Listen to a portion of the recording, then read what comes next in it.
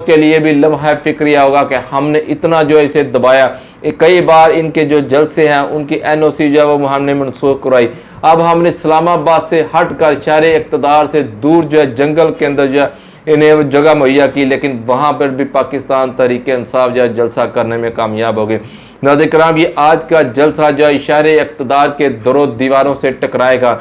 यहाँ पर पाकिस्तान तहरीक इंसाफ का सुनामी जो है वो शहर इक़्तिदार के दरो दीवारों से टकराएगा और पंजाब के अंदर जो वो दाखिल होने जा रहा है। अगर भरपूर ताकत के अंदर पाकिस्तान तहरीक इंसाफ के कारकुन जो है इस जलसा गाह में शिरकत करते हैं तो बहुत जल्द आप देखेंगे कि पंजाब के अंदर भी पाकिस्तान तहरीक इंसाफ जो है वह अपना लोहा मनवाने के लिए कामयाब हो जाएगी।